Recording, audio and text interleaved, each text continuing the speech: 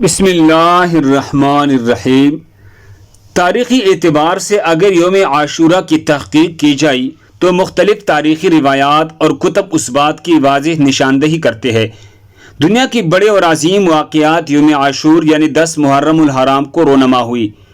یعنی واقعی کربلا سے پہلے بھی کچھ عجیب واقعات رونما ہو چکے تھے، لیکن اس سب میں کسی نہ کسی کے لیے خوشی اور نجات تھی۔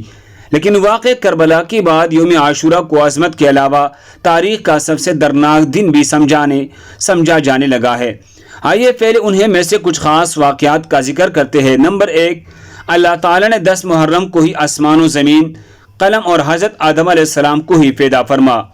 نمبر 2، جب حضرت آدم علیہ السلام اور اماں حوا نے جنت سے گندم کا دانہ کھایا تھا تو اللہ تعالیٰ نے حضرت آدم علیہ السلام اور اماں حوا کو جنت سے نکال دیا۔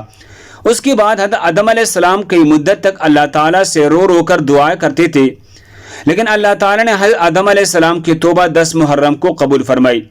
نمبر 3، اسی دن اللہ تعالیٰ نے حضرت ادریس علیہ السلام کو آسمانوں کی طرف اٹھا لیا تھا۔ نمبر 4، حضرت نوح علیہ السلام کے دور میں سیلاب آیا تو حضرت نوح علیہ السلام کی کشتی سیلاب میں ادھر ادھر تیر رہے تھے اور سیلاب کے زد میں آ گئے تھے تو اللہ تعالیٰ نے حضرت نوح علیہ السلام کی کشتی کو اسی دن محفوظ کیا تھا۔ نمبر 5، اس دن اللہ تعالیٰ نے حضرت ابراہیم علیہ السلام کو اللہ تعالیٰ نے خلیل اللہ کے لقب سے نوازا۔ جب حضرت ابراہیم علیہ السلام کو آگ میں ڈالا گیا اسی دن اللہ تعالیٰ نے حضرت ابراہیم علیہ السلام پر آگ کو ٹھنڈا کر دیا۔ نمبر 6، اللہ تعالیٰ نے حضرت ابراہیم علیہ السلام کو ایک ننھے اور پیارے سے لاڈلے حضرت اسماعیل علیہ السلام کو فدا فرمایا تھا۔ نمبر 7، جب مصر عزیز کی بیوی نے حضرت یوسف علیہ السلام کو قید خانے میں قید کروا دیا تھا، اللہ تعالیٰ نے 10 محرم کو حضرت یوسف علیہ السلام کے قید خانے سے رہائی فرمائی تھی۔ اس سے ظاہر ہوتا ہے کہ 10 محرم کا دن بہت ہی محترم اور احترام کے قابل ہے۔ نمبر 8، اسی دن اللہ تعالیٰ نے حضرت یعقوب علیہ السلام کے بیٹے حضرت یوسف علیہ السلام کو دوبارہ ملایا تھا۔ نمبر 9، جب فرعون نے حضرت موسیٰ علیہ السلام کے پیروکاروں کو جان سے مارنے کی ان کا پیچھا کیا تھا تو یہی وہ دن تھا جب اللہ تعالیٰ نے حضرت موسیٰ علیہ السلام کو فرعون کے ظلم و ستم سے آپ علیہ السلام کو رہائی فرمائی۔ نمبر 10، اسی دن اللہ تبارک و تعالیٰ نے پیغمبر حضرت موسیٰ علیہ السلام پر تورات نازل فرمائی تھی۔ نمبر 11، محرم کی 10 تاریخ کے دن ہی اللہ تعالیٰ نے حضرت سلیمان علیہ السلام کو دوبارہ سے بادشاہت نصیب فرمائی۔ نمبر 12، اسی دن اللہ تعالیٰ نے حضرت ایوب علیہ السلام کو سخت بیماری سے شفا عطا فرمائی۔ نمبر 13، یہ وہی دن ہے جس دن حضرت یوسف علیہ السلام کو 40 دن مچھلی کے پیٹ میں رکھنے کے بعد باہر نکالا گیا تھا۔ نمبر 14، اسی روز اللہ تعالیٰ نے حضرت یونس علیہ السلام کی قوم کی توبہ قبول کرتی ہے، اس قوم سے عذاب کو دور فرمایا تھا۔ نمبر 15، اسی دن اللہ تعالیٰ کی نبی حضرت موسیٰ علیہ السلام کی ولادت ہوئی تھی۔ نمبر 16، یہ وہی دن ہے جب یہودیوں نے حضرت موسیٰ علیہ السلام کو ہر طرح سے تنگ کر دیا تھا تو اللہ تعالیٰ نے حضرت موسیٰ علیہ السلام کو یہودیوں کے شر سے محفوظ دلا کر آسمان کی طرف زندہ اٹھا لیا تھا۔ نمبر 17، اس مبارک دن ہی میں دنیا میں پہلے دفعہ باران رحمت نازل ہوئی تھی۔ نمبر 18، خانہ کعبہ پر اسی دن نیا غلاف چڑھایا جاتا تھا۔ نمبر 19، اسی دن حضرت محمد صلی اللہ علیہ وسلم نے اپنی بیٹی حضرت فاطمہ کا نکاح مولا علی شیر خدا سے کیا۔ نمبر 20، اسی دن بدبخت یزیدی فوج نے حضرت سیدنا مولا حسین کو میدان کربلا میں شہید کیا۔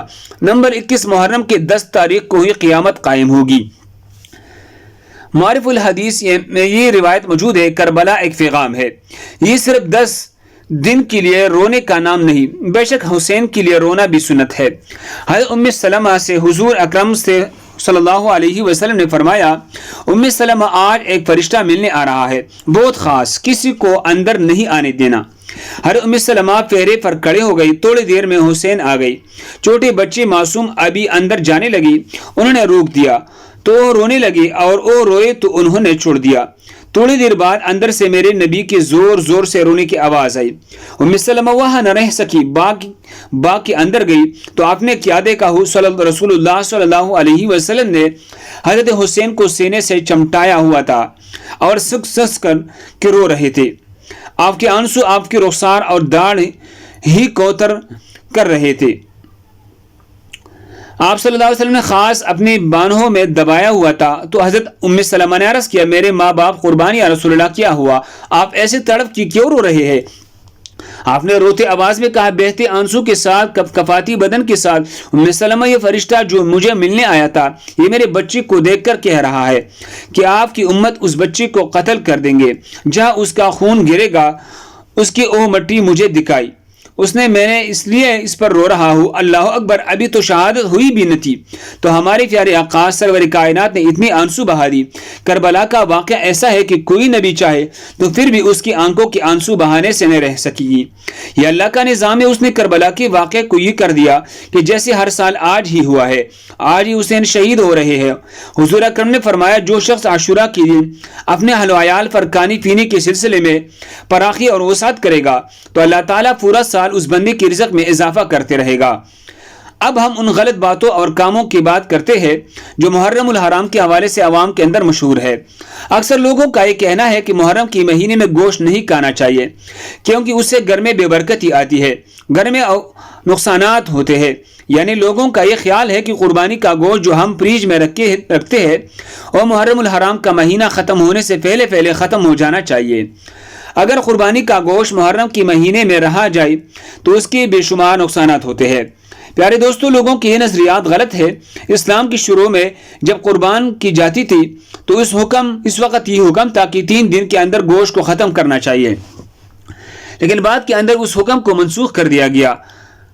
خاصہ یہ ہے کہ گوشت فریج میں رکھا رہا یا گھر میں پڑا رہا محرم میں تو اس سے کوئی نقصان نہیں ہے، نہ ہی محرم میں گھر میں گوشت لانے سے کوئی بے حرمتی ہے۔ اس طرح بعض لوگ یہ کہتے ہیں کہ محرم الحرام کے مہینے میں اگر ہم بستری نہیں کرنی چاہیے، اگر محرم کے مقدس مہینے میں ہم بستری کی جائے تو نکاح ٹوٹ جاتا ہے۔ یہ بات بھی غلط ہے۔ بعض لوگوں کا کہنا ہے کہ نکاح نہیں ٹوٹا ہے، لیکن محرم میں ایسا کرنا ناجائز عمل ہے۔ یہ بھی غلط ہے، یعنی کہ بعض لوگ محرم کے مہینے میں قبروں کی لپائی کرنا ضروری سمجھتے ہیں۔ اصل مسئلہ یہ ہے کہ آپ کسی رشتہ دار کی قبر خستہ حال ہے تو اس پر مٹی وغیرہ ڈالو، اس قبر کو ٹھیک کر دو، اس میں محرم کا مہینہ ہونا لازمی نہیں ہے۔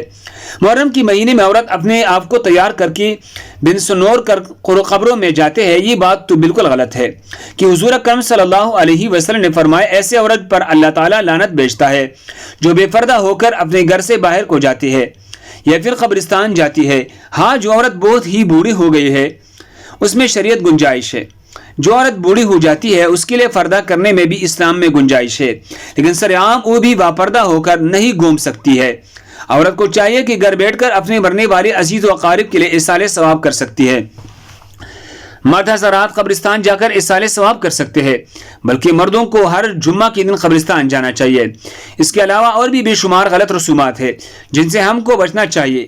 اللہ تبارک و تعالیٰ سے دعا ہے کہ اللہ تعالیٰ ہم کو نیک کام کرنے، غلط رسومات سے دور رکھنے کی توفیق عطا فرمائے۔ آمین۔ جزاکم اللہ۔